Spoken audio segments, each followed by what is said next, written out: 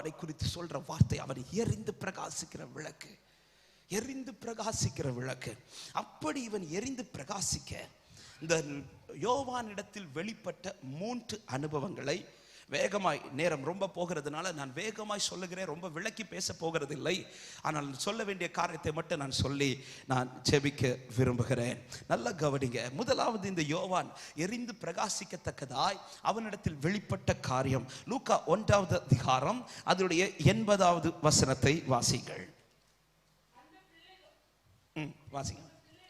அந்த பிள்ளை வளர்ந்து ஆவியில பலன் கொண்டு இஸ்ரவேலுக்கு தன்னை காண்பிக்கும் நாள் வரைக்கும் வனாந்தரங்களிலே இருந்தான். கரங்களை உயர்த்தி ஆமென் சொல்லுங்க பார்க்கலாம். யோவானுடைய பிறப்பு என்பது ஒரு பெரிய சாட்சி. நமக்கு தெரியும், மிகவும் வயதாய் இருந்த சகரியா எலிசபெத்துக்கு கர்த்தர் கொடுத்த மகன்தான் இந்த யோவான். அவனுடைய பிறப்பே தேசத்துக்கு ஒரு பெரிய சாட்சி. கர்த்தரின் நிந்தையை நீக்கினார் என்று எலிசபெத்தை மகிழ வைத்தார் ஆண்டவர்.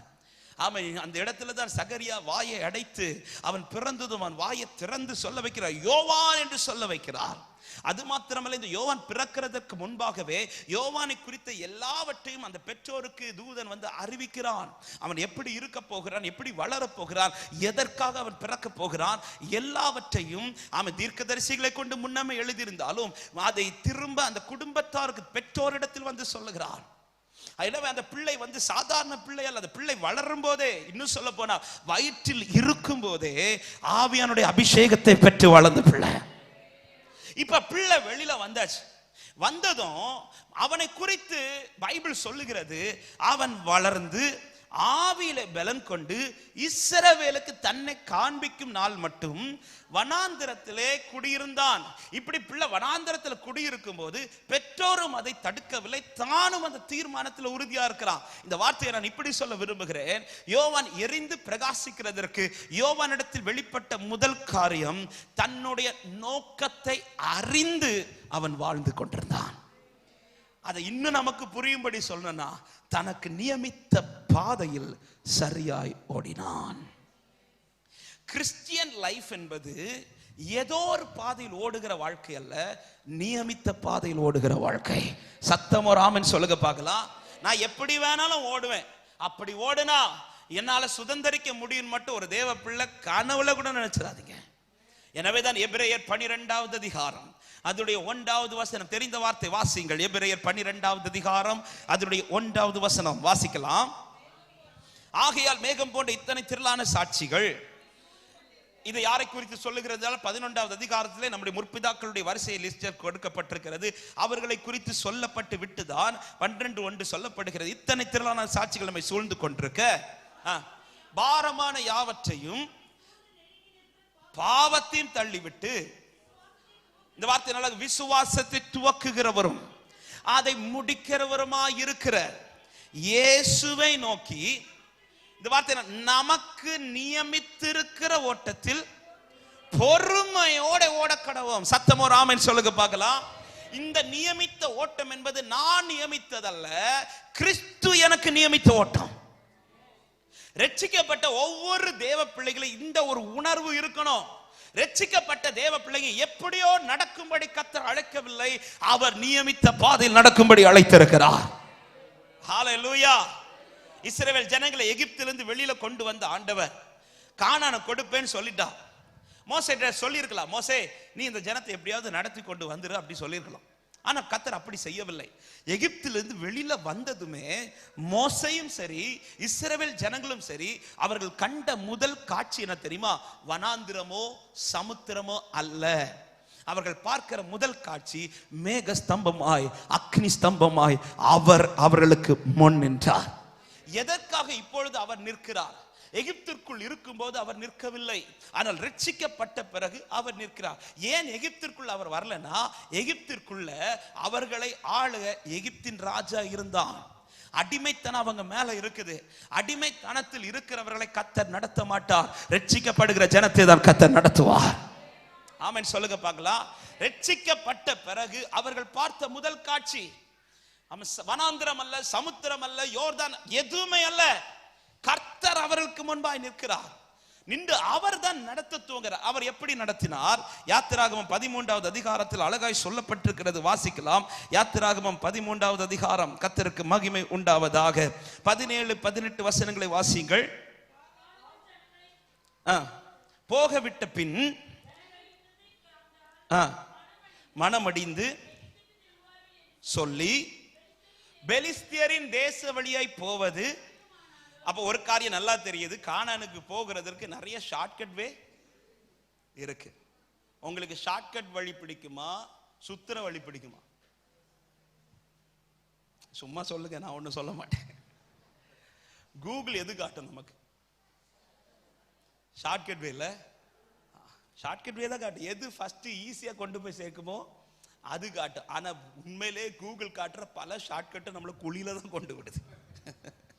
இங்க ஷார்ட்கட் வே நிறைய இருக்கு. பெலிஸ்திய தேச வழியாய் போவது சமீபமானாலும் கர்த்தர் அவர்களை அப்படி நடத்தாமல், அடுத்து வாசிங்கள், நடத்தாமல் சிவந்த சமுத்திரத்தின் வழியாய்.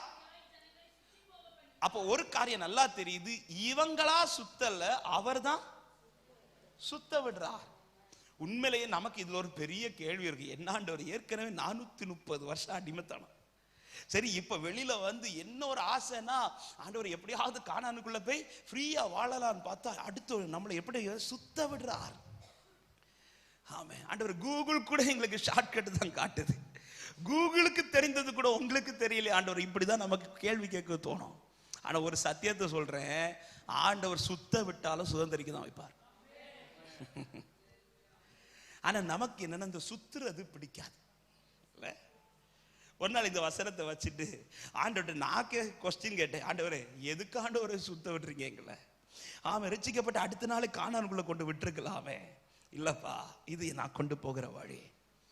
ரட்சிக்கப்பட்ட ஜனம் அவரால் நடத்தப்படும்.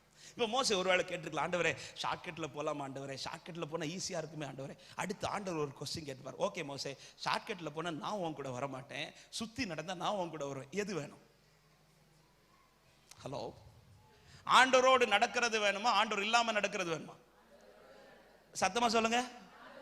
அப்ப கொஞ்சம் சுத்துங்க. சுத்தினாலும் பரவாயில்ல ஆண்டவரே, உங்க கூட நடந்து கானானுக்குள்ள பிரவேசிக்கிறதா எனக்கு வேணும். ஆண்டவருக்கு தெரியும் இந்த ஷார்ட்கட்ல போனா எனக்கு நன்மையா நல்லது. அதாவது ஒரு காரியத்தை தேவ பிள்ளைங்க நல்லா எழுதி வச்சுக்கோங்க, எனக்கு நேற்றைக்கு நடந்தது தெரியும், இன்னைக்கு நடக்கிறது தெரியும், ஆனா என்னை நடத்துகிறவருக்கு நாளைக்கு நடக்க போறதும் தெரியும். ஆமென் சொல்லுங்க பார்க்கலாம். நாளை அறிந்து என்னை இன்னைக்கு சில பாதையில கர்த்தர் கொண்டு போவார். அதனாலதான் சில இடத்துல அமைதியா இருப்பார், சில இடத்துல செய்ய வேண்டியதை செய்து முடித்துட்டு அமைதியா இருப்பார். அவருக்கு நாளை குறித்து தெரியும். 3 நாள் ஈசாக்க கைப்பிடிச்சு ஆபிரகாம் கூட்டிட்டு போகும்போது பிள்ளை கேட்கிறான், ஆட்டுக்குட்டி எங்கப்பா? ஆண்டவர் பதில் கொடுத்தாரா? இல்ல, சைலண்டா இருக்கிறார், சைலண்டா இருக்கிறார். ஆமா, ஏன் ஆண்டவரை ஒண்ணுமே பேசாம இருக்கிறீங்கன்னா அவர் ஏற்கனவே நிறைய ரெடி பண்ணி வச்சிட்டார். ஒரு ஆட்டுக்கடா சிக்க வச்சிட்டார். அவர் சைலண்டா இருக்கிறார். அவர் நாளைக்கு என்ன பார்க்க போறேன், என்ன நடக்க போகிறது என்பதை இன்னைக்கு பார்த்ததுனால சில பகுதியில் கர்த்தர் எனக்கு அமைதியா இருக்கிறார். சத்தம் ஒரு ஆமென் சொல்லுங்க பார்க்கலாம். ஆமென். மரியாள் மார்த்தாள் வீட்டுல அழுத சத்தம் கேட்டுட்டு இருக்கு, 4 நாள் கேக்குது. ஆண்டவர் சைலண்டா இருக்கிறார். பைபிள் சொல்லுது, பின்னும் 2 நாள் அங்கே தங்கி இருந்தாராம். ஆமே, தங்கி இருக்கிறார். எதுக்குப்பா சைலண்டா இருக்கிறீங்க? உங்க பிடிச்ச குடும்பம் ஆண்டவரே, நீங்க சிநேகித்த குடும்பம் ஆண்டவரே, ஏன் ஆண்டவரே சைலண்டா இருக்கிறீங்க? அவருக்கு தெரியுது 4 நாள் தாண்டி இதே பிள்ளை சிரிக்க போகிறான், 4 நாள் தாண்டி இதே குடும்பம் மகிழ்ச்சியா இருக்க போகிறது. நாளைக்கு பார்த்துட்டார் அவர். ஹல்லேலூயா. இன்னைக்கு பலருக்கும் புரியாத புதிர் இதுதான். ஏன் ஆண்டவரே சில பாதையில நிக்க வச்சுட்டு என்ன சைலண்டா இருக்கிறீங்க? அவன் தொடங்குறதுக்கு முன்னாடி பேசுனீங்க, அதுக்கப்புறம் இதுவரை ஒரு வார்த்தை கூட பேசல. ஏன் பேசலன்னா அவர் ஆல்ரெடி நிறைய ப்ரிப்பேர் பண்ணி வச்சிருக்கிறார். ஆமென் சொல்லுங்க பார்க்கலாம். யவீரு நடத்தினதுக்கும் லாசரு வீட்டுல நடத்துறதுக்கு வித்தியாசம் இருக்குங்க. யவீரு யாருன்னே தெரியாது. ஆமே, அவன் வந்து கூப்பிட்ட உடனே வீட்டுக்கு போறார். அவனும் பிள்ளை மரிக்கிறதுக்கு முன்பாகவே வந்து சொல்றான். கேட்ட உடனே அந்த வீட்டுக்கு புறப்படுறார், தீவிரமா புறப்படுறார். போற வழியில இன்னொரு அற்புதம் நடக்குது. அதுல கொஞ்சம் டைம் டிலே ஆனதும் வீட்டுல இருந்து வந்து சொல்றாங்க, உன் மகள் மரித்து போனால் போதகரை வருத்தப்படுத்தாத. உடனே ஆண்டவர் கைப்பிடிச்சு சொல்றார், பயப்படாதே, விசுவாச. அதாவது யவீரு தளர தளர தளர அவர் வார்த்தை கொடுத்து பலப்படுத்திட்டே இருக்கிறார். அந்த வீட்டுல அழுகை ரொம்ப நாள் நீட்டிக்கவே இல்லை, ஒரு சில மணி நேரம் தான். அதாவது இயேசு வீட்டுக்கு வர்ற அந்த கொஞ்ச நேரம் தான் அந்த வீட்டார் அழுதுருப்பாங்க. அந்த அழுகையை கொஞ்ச நேரத்துல கர்த்தர் மாத்திட்டார். யவீரு யாருன்னே தெரியாது, யவீரு இதுவரை பார்த்தது கிடையாது. திடீர்னு வந்து காலில் விழுந்தவனுக்கு வீட்டுக்கெல்லாம் உடனே போயிட்டாரு. ஆனா லாசரு நல்லா தெரிஞ்ச குடும்பம், அவருடைய சிநேகிதன். பைபிள் சொல்லுகிறது அந்த குடும்பத்தின் மேல் அவர் அன்பா இருந்தாராம். அன்பா இருக்கிற குடும்பத்தை 4 நாள் அளவிட்டு இருக்கிறார். ஹல்லேலூயா. என்ன ஆண்டவரே, அப்பப்ப சர்ச்சுக்கு வந்துட்டு போறவங்களுக்கு எல்லாம் அற்புதம் உடனே நடக்கு. நான் எல்லா மீட்டிங்ல வந்து உட்கார்ந்து இருக்கிறேன். கன்வென்ஷன் காலையில மீட்டிங்க்கு வரேன், வாலிபர் கூட்டம்னு சொன்னாலும் வயசான நான் வந்து உட்கார்ந்து இருக்கிறேன். ஆண்டவரே, எல்லா கூட்டத்திலையும் வந்து இருக்கிறேன், என் கூடாரத்துல மட்டும் ஏன் ஆண்டவரே இந்த கண்ணீர் அதிகமாகிறது? இதுதான் இன்னைக்கு நிறைய பேருக்கு புரியல. ஆனா ஒரு சத்தியத்தை சொல்றேன், யவீரு வீட்டுல நடந்ததுக்கும் லாசர் வீட்டுல நடந்ததுக்கு வித்தியாசம் உண்டு.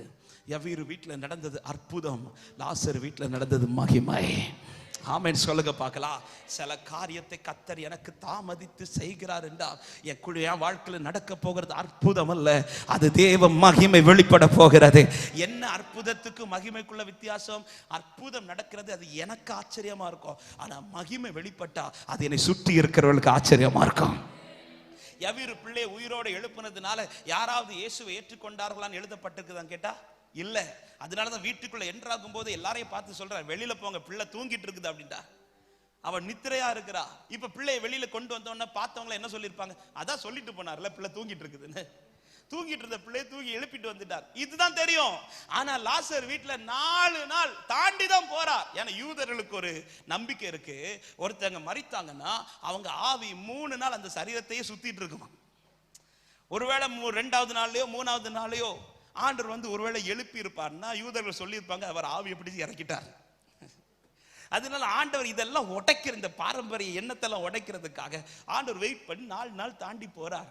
ஆனா லாசர் வீட்டுல நடந்தது என்ன தெரியுமா? லாசர் உயிரோடு எழுப்பினது அந்த வீட்டாருக்கு மாத்திரம் அற்புதம் அல்ல, சுற்றி இருக்கிற அநேக ஜனங்கள் இயேசுவை ஏற்றுக்கொண்டார்கள். யவீர்ட்ட சொல்றார், பயப்படாத, விசுவாசம் உள்ளவனா இருன்னு. மாத்தாள் மரியாட்ட சொல்றார், நீ விசுவாசித்தால் தேவ மகிமையே காண்பாய். அப்போ சிலர் வாழ்க்கையில சிலதை தாமதித்து கர்த்தர் செய்வது அற்புதத்திற்காக அல்ல, தேவ மகிமை வெளிப்படுவதற்காக. கைகளை தட்டி சத்தமா ஆமென் சொல்லுங்க பார்க்கலாம். ஆமென். இப்ப நான் ஒரே ஒரு கேள்வி கேட்கிறேன், உங்களுக்கு அற்புதம் வேணுமா மகிமை வேணுமா? இப்ப எல்லாருக்கும் மகிமை. மகிமை வேணும்னா நீ ஒரு 4 நாள் ஆளணும். ஹல்லேலூயா, ஹல்லேலூயா. கர்த்தர் சிலதை தேவ பிள்ளைகள் அவர் நேசிக்கிற குடும்பத்துக்கு. ஆமென். ஒரு காரியத்தை கூட இதுல சொல்றேன், இந்த வார்த்தை எடுத்ததுனால எல்லாருக்கும் இப்படி அனுமதிக்கல. அவர் யாரும் ரொம்ப நேசிச்சாரோ அந்த வாழ்க்கைக்கு தான் அனுமதிச்சார். அப்போ சிலருக்கு அனுமதிக்காதது உங்களுக்கு அனுமதிக்கப்படுதுன்னா கர்த்தர் உங்களை ரொம்ப நேசிக்கிறார் அர்த்தம். எத்தனை பேர் நம்பி அனுமதித்ததெல்லாம் நன்மைக்காக, நடத்திடும் பாதைகளும் நன்மைக்காக, அனுமதித்ததெல்லாம் நன்மைக்காக, நடத்திடும் பாதைகளும் நன்மை. அதினதின் காலத்தில் நேர்த்தியாய் செம்மையாய் எனக்கான யாவும் செய்து முடிப்பேர்.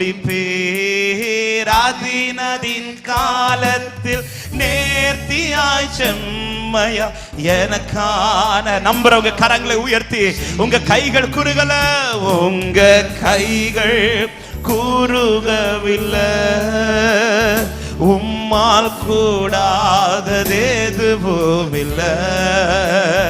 உங்க கைகள் குறுகலப்பா, உம்மால் கூடாதது எதுவும் இல்லை. இயேசுவால் கூடாதது எதுவும் இல்லை. இயேசுவால் கூடாதது. அப்ப நியமித்த பாதையில் நடக்க வேண்டியது மிக மிக அவசியம். யோவான் பிறந்து வளரும் போது எந்த காரியத்துல தீர்மானிக்கிறான் என்றால் தன் இஷ்டம் போல் நடக்க அல்ல. வாலிப நாட்களை எப்படி வாழ்ந்திருக்கலாம், ஆமா, இந்த வாலிப நாட்கள் இந்த வனாந்தரத்துல போய் இருப்பது என்பது அவ்வளோலாம் ஈஸி கிடையாதுங்க. ஆனா யோவான் எதுல தீர்மானிக்கிறான் என்றா, நான் பிறப்பிக்கப்பட்டதுக்கு ஒரு நோக்கம் இருக்கு, என்னை பிறப்பித்த ஒரு நோக்கம் இருக்கிறது. நான் ஏதோ ஒரு பாதையில் நடக்க அல்ல தேவன் என்னை அழைத்தது, அவர் நியமித்த பாதையில் நடப்பதற்காக. ரட்சிக்கப்பட்ட தேவ பிள்ளைகளே, ரட்சிக்கப்பட்ட ஒவ்வொருவரும் இந்த காரியத்தை உணர்வில் வைத்துக் கொள்ளுங்கள். ஏதோ ஒரு பாதையில் நடப்பதல்ல ரட்சிக்கப்பட்டவனுடைய வாழ்க்கை, நியமித்த பாதையில் நடக்கிறதே ரட்சிக்கப்பட்டவனுடைய வாழ்க்கை. தேவன் என்னை எப்படி கொண்டு போகிறார், தேவன் என்னை எப்படி நடத்துகிறார். தெரிந்து கொள்ளப்பட்ட சீஷர்களை பார்த்தீங்கன்னா தெரியும், அவங்களா எந்த பாதையும் போக மாட்டாங்க. அவர் எங்க போறாரு அங்கதான் போவாங்க, அவர் எங்க அனுப்புறாரு அங்கதான் போவாங்க. இப்படிதான் ஒரு தேவ பிள்ளை இருக்கணும். டெய்லி என் இஷ்டம் போல நான் வாழ்ந்து, எனக்கு பிரியமானதெல்லாம் நான் செய்து, எனக்கு இஷ்டம் போல என் கால்கள் போகிற போக்கில நடந்து, நோ, கர்த்தர் என்னை எப்படி நடத்துறாரோ அதுதான் தாவீதுடைய ஜெபம். நீர் என் தேவன், உம்முடைய நல்ல ஆவியானவர் என்னை செம்மையான வழி நடத்துவீராக. ஃபாதர் அழகா பாடி, எங்கு செல்ல வேண்டும், என்ன சொல்ல வேண்டும், வழி நடத்தும், விருப்பம் இல்லாத இடங்களுக்கு செல்லாமல் தடுத்து நிறுத்தும். சவுலின் ஓட்டம் ஆரம்பத்தில் தான் நியமித்த பாதையில் புறப்படுகிறார். பவுலாய் மாறின சவுல் தான் நியமித்த நிருபங்களை வாங்கி சபை துன்பப்படுத்தும்படி தான் நியமித்த பாதையில் புறப்படுகிறான். பாருங்க, அந்த ஓட்டம் முடிவு வர ஓட முடிஞ்சிச்சான்னு கேட்டா இல்ல, பாதியில் அங்க கட் பண்றார் ஆண்டவர். நாம் நம்முடைய பாதையில ஓடுவோம் என்றால் நம்முடைய ஓட்டம் சக்சஸ்ஃபுல் ஆகாது, அது பாதியில முடியும், அது நிறைவாய் முடியாது. அவன் தன் இஷ்ட போல தான் நியமித்த பாதையில தான் சில தீர்மானங்களோடு புறப்பட்டான்.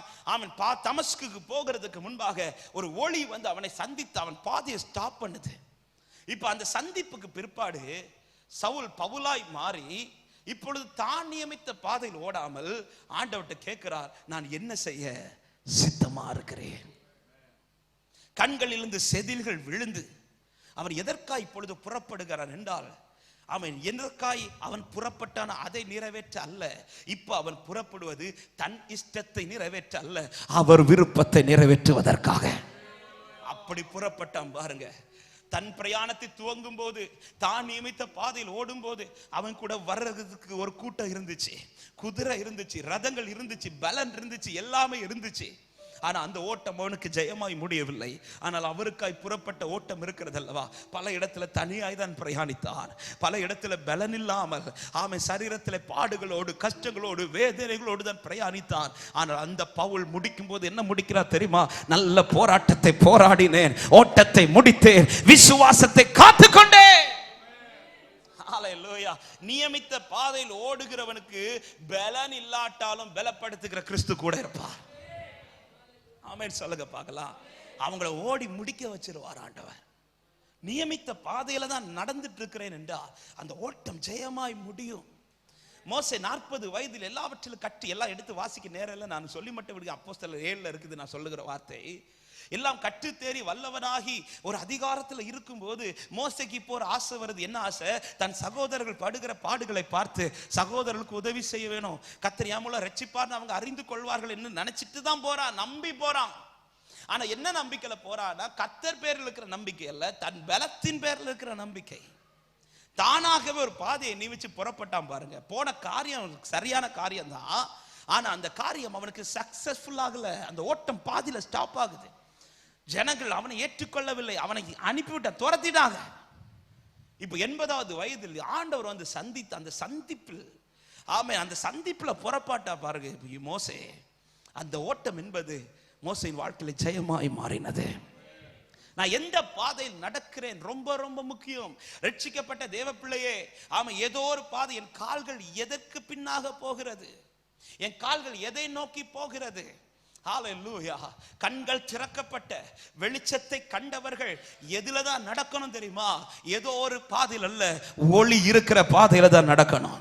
பர்தீமே என்கிற குருடன், இந்த சம்பவத்தை நான் எடுத்து அது டீட்டெயிலா பேசல, ஆனா அதுல ஒரு வார்த்தையை நான் சொல்ல விரும்புகிறேன். மார்க்கு 10வது அதிகாரம். கர்த்தருக்கு மகிமை உண்டாவதாக. ஆமென். பர்தீமே ஒருவன் வழியில் இருந்து இயேசுவே தாவீதின் குமாரன் என்று கூப்பிடுகிறான். ஆவிக்குரிய அர்த்தத்தோடு இந்த வார்த்தையை சொல்ல விரும்புகிறேன். இப்பொழுது அவன் இருக்கிற நிலை எப்படிப்பட்ட இருக்குன்னா, கண்கள் இருளடைந்து இருக்கிறது. கண்கள் இருளடை அவனை சந்திக்கிறதுக்கு முன்பாக தான் இயேசு என்ன சொல்லுகிறார்? 45வது வசனத்துல, மனுஷகுமாரனும் ஊழியம் கொள்ளும்படி வராமல் ஊழியம் செய்யவும் அநேகரை மீட்கும் பொருளாக தம்முடைய ஜீவனை கொடுக்கவும் வந்தார். இந்த வார்த்தையை சொல்லிவிட்டு தான் அவர் எரிகோக்குள்ள வரார். எரிகோக்குள்ள வரும்போது இங்க ஒரு சம்பவம் நடக்கிறது. கண்கள் இருளடைந்து பார்வை இல்லாத ஒருவன் இயேசுவை கூப்பிடுகிறான். கூப்பிட்டு இப்பொழுது இயேசு நின்று அவனை தம்மிடத்தில் வரவழைக்கிறார். அவன் வரும்போது எப்படி வாரானா, தன் மேல் வஸ்திரங்களை எரிந்து விட்டு. அவனுக்குள்ள இருக்கிற விசுவாசத்தை பார்த்தீங்களா? அவன் இயேசு கூப்பிட்டுட்டாருன்னு தெரிஞ்சதும் தன் மேல் வஸ்திரத்தை எரிஞ்சிட்டு வாரான். அதன் அடையாளம் என்ன? அவனுக்குள்ள நம்பிக்கை என்ன தெரியுமா? இயேசு என்னை கூப்பிட்டுட்டாரு, நான் அவர்கிட்ட போயிட்டேன்னா இனி இந்த வாழ்க்கை எனக்கு வராது. ஹல்லேலூயா. இனி என்னை பிச்சை எடுக்க வைக்க மாட்டார், என் கண்கள் திறக்கப்படும், நான் புதிய வாழ்க்கையை வாழ போகிறேன். இன்னொரு கான்பிடன்ட் பாருங்க. இன்னும் கர்த்தர் ஒரு அற்புதம், உனக்கு என்ன வேணும்னு கூட கேட்கல, அவனை கூட்டிட்டு வாங்க, இவ்வளவு தான் சொல்றார். அவன் இன்னொரு விசுவாசத்துல, நாமளா இருந்தா எதுக்கும் மடக்கி வச்சிருப்போம். ஒருவேளை கண்ணு திறக்கலனா, கண்ணு திறந்தாலும் திரும்ப அந்த இடத்துல வந்து உட்கார பாட்டியாக நம்ம. ஆனா அவன் வந்து எரிந்து விட்டு, அது யாரு இனி யாராவது எடுத்துக்கோங்க, எனக்கு இனி இது தேவையில்லை, ஏன்னா இயேசு என்னை கூப்பிட்டுட்டாரு. ஹல்லேலூயா. அது மட்டும் இல்ல, அதுல இன்னொரு சத்தியமும் இருக்கிறது. அவன் பழைய வஸ்திரத்தை அப்படி எரிகிறான்னா, இயேசு தன் வாழ்க்கையில கிரியை செய்ய போறாருன்னு தெரிஞ்சதும் அவன் கிட்ட வெளிப்பட்ட கிரியை என்ன தெரியுமா? தன் பழைய வாழ்க்கையை களைந்து போடுகிறான். கிறிஸ்துவை தரித்து கொண்டவர்கள் பழைய வாழ்க்கையை களைந்து போடுவார்கள், மேலானவைகளை நாடுவார்கள். ஆமே. இன்னும் என் லைஃப்ல பழையதை தொடர்ந்துட்டு இருக்குன்னா இன்னும் அந்த கண்ணு சரியா திறக்கலன்னு அர்த்தம். பழைய கிரியைகள், பழைய பாவங்கள், பழைய சுபாவங்கள், பழைய ஆமென் அதே கசப்புகள், பழைய விரோதங்கள் இன்னும் என் லைஃப்ல தொடர்ந்து கொண்டிருக்கிறது என்றால், பழைய காரியங்களை நான் இன்னும் செய்கிறது கொண்டிருக்கிறேன்னா இன்னும் அந்த வஸ்திரத்தை எரியலன்னு அர்த்தம். ஹல்லேலூயா. கிறிஸ்துவினர் இயேசு அழைக்கிறான்னு சொன்னதும் பழைய வஸ்திரத்தை, தன் மேல் இந்த வஸ்திரத்தை எரிந்து விட்டு இப்ப இயேசுவினிடத்தில் வந்தார். இயேசுவினிடத்தில் வந்ததும் உனக்கு என்னப்பா வேணும்? பார்வை அடைய வேணும்னு சொல்றான். சொன்னதும் 52வது வசனத்தை வாசிங்கள். இயேசு அவனை நோக்கி, நீ போகலாம், உன் விசுவாசம் உன்னை ரட்சித்தது என்றார். போதும். இயேசு என்ன சொல்றார்? நீ போகலாம், உன் விசுவாசம் உன்னை ரட்சித்தது. இந்த வார்த்தை சொன்னது அவன் கண்கள் திறக்கு.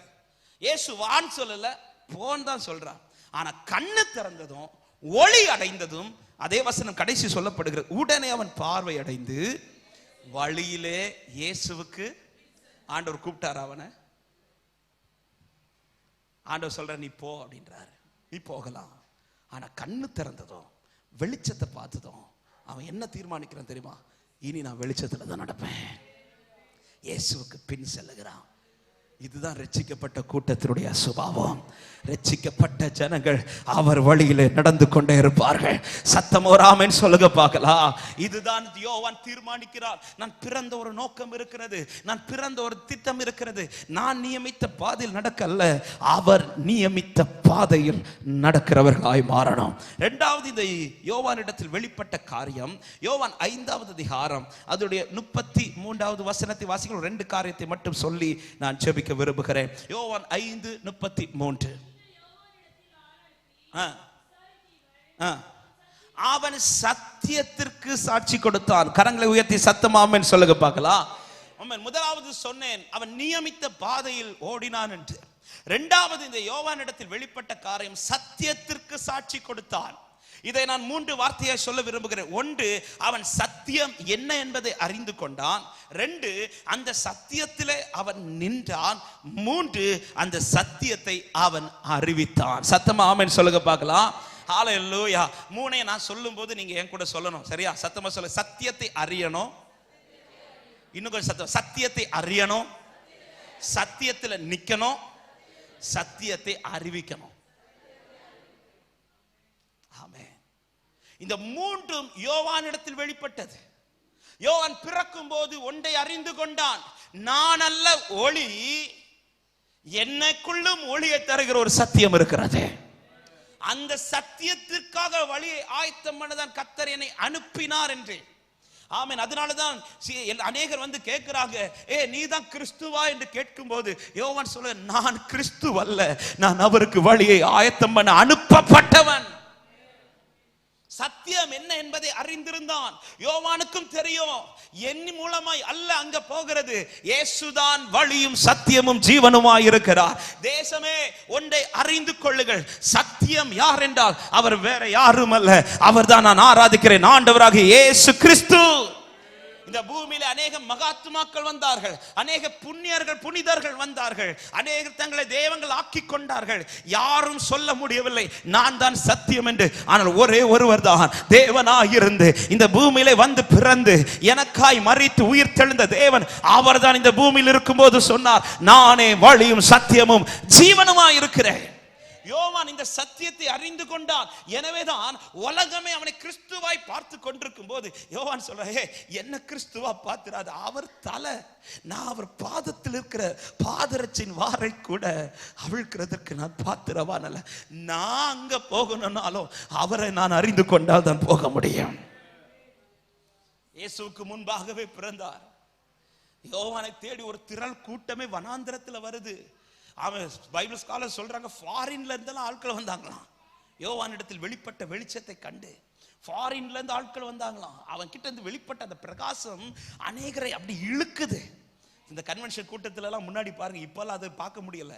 ஏதாவது ஒரு கிரவுண்ட்ல எல்லாம் கன்வென்ஷன் கூட்டம் அரேஞ்ச் பண்ணும்போது இந்த மாதிரி எல்லாம் புதுசா லைட்டு கெட்டினோன்னு விசுவாசிகள் கூட்டம் வருதோ இல்லையோ, ஒரு பூச்சி கூட்டம் வரும் பாருங்க.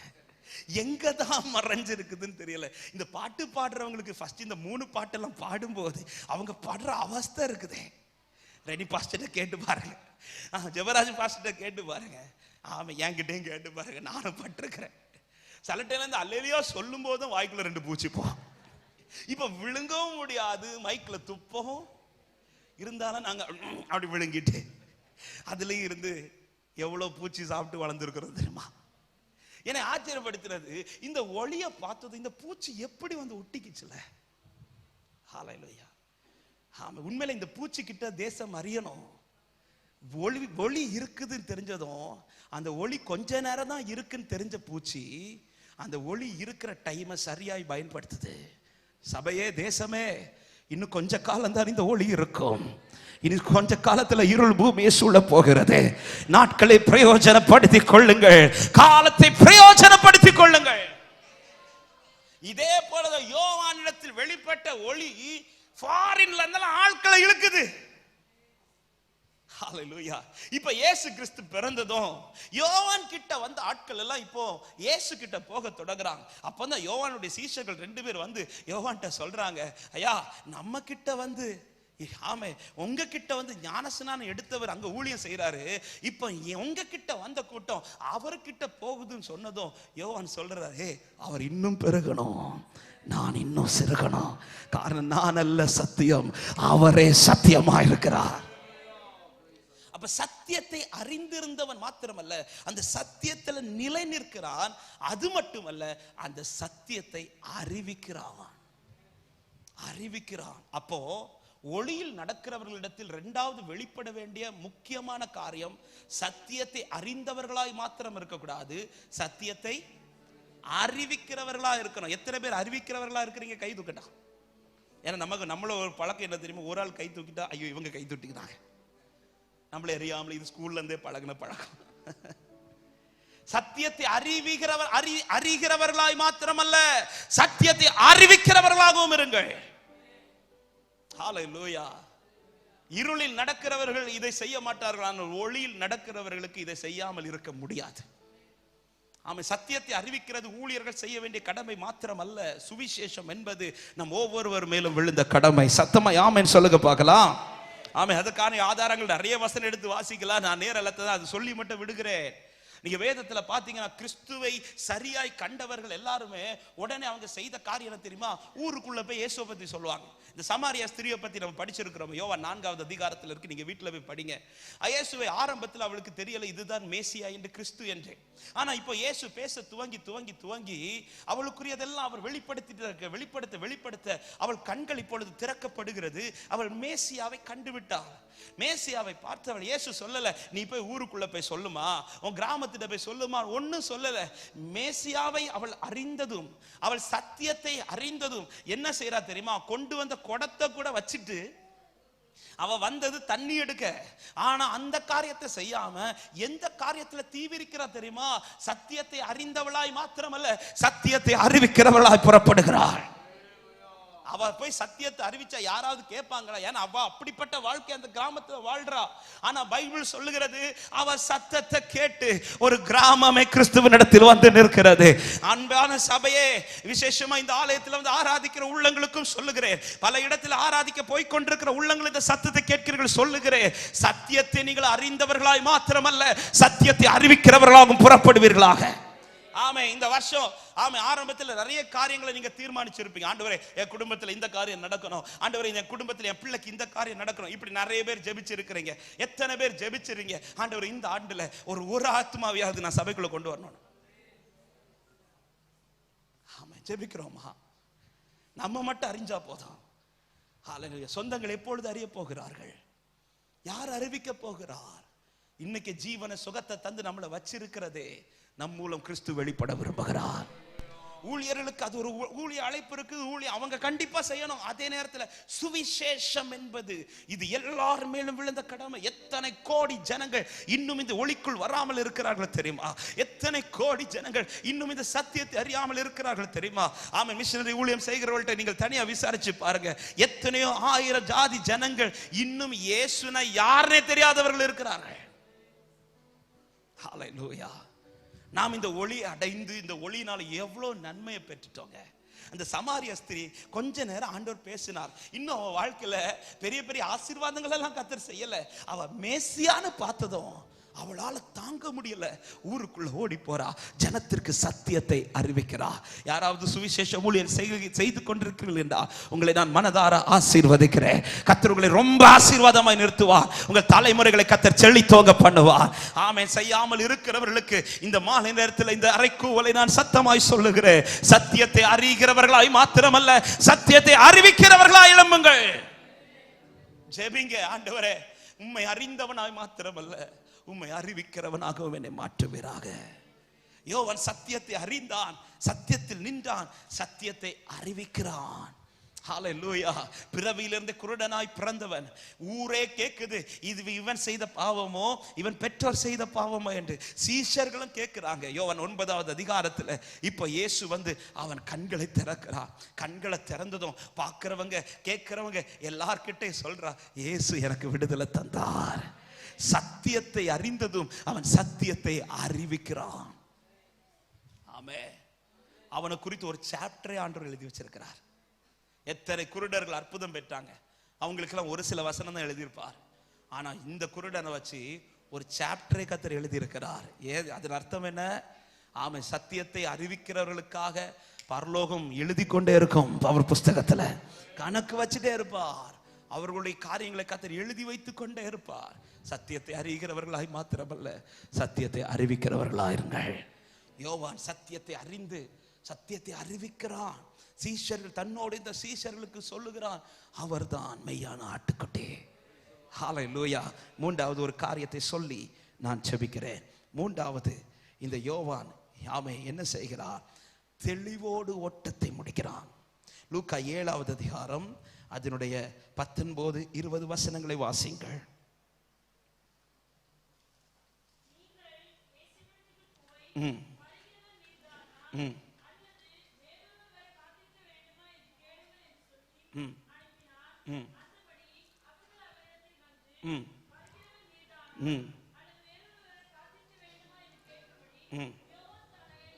அடுத்த வசனம்.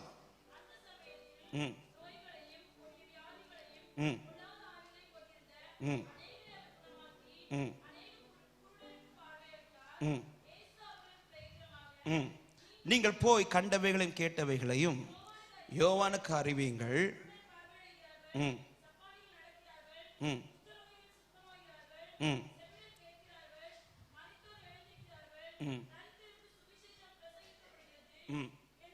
இடரலையாது இருக்கிறவன் அவன் பாக்கியவான். சத்தமா ஆமென் சொல்லுங்க பார்க்கலாம்.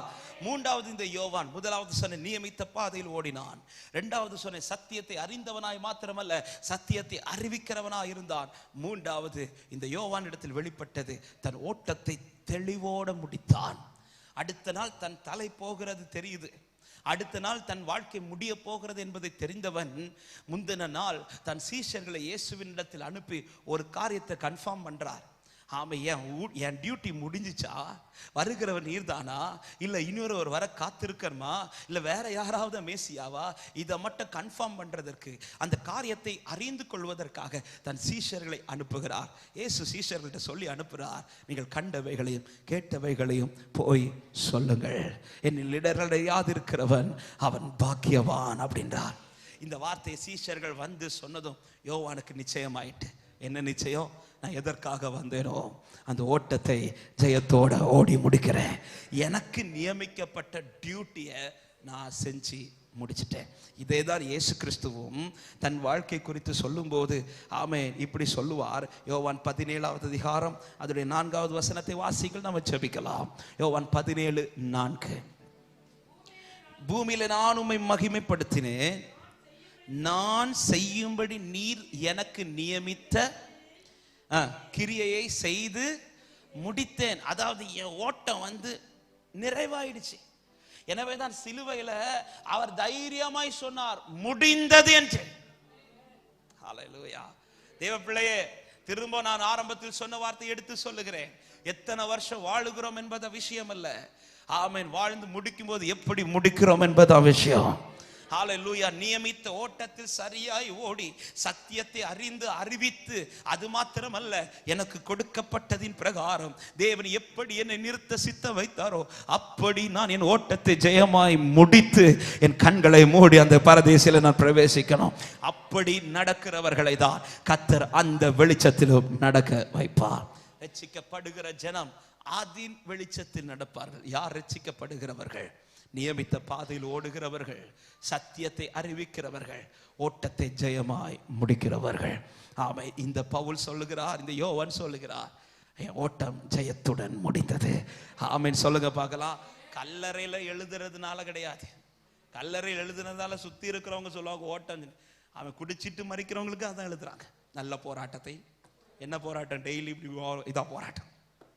ஆமென். எப்படி வாழ்ந்து மறிச்சாலும் கிறிஸ்டியன் நடக்கமா? எல்லா கல்லறையில் நல்ல போராட்டத்தை போராடினேன். இல்லைன்னா கிறிஸ்தவர்கள் மறிக்கிறவர்கள். இது மனுஷன் பார்வைக்கு ஓகே, பரலோக பார்வைக்கு இது அக்செப்டபிள் கிடையாது. பரலோக பார்வைக்கு நியமித்த பாதையில ஓடி சத்தியத்தை வெளிப்படுத்தி சரியாய் ஓடி முடிக்கிறவர்கள் தான் அந்த வெளிச்சத்தில் நடக்க ஆயத்தமாகிறார்கள். அப்படிப்பட்டவர்கள் தான் சொல்ல முடியும், இங்கே நான் கண்ணை மூடினாலும் நான் விழிக்கும் போது அவர் சாயலால் திருப்தியாவே. அவரை பார்க்க வாஞ்சியோடு காத்திருங்கள், சீக்கிரத்தில் வரப்போகிறார். மாரநாதா.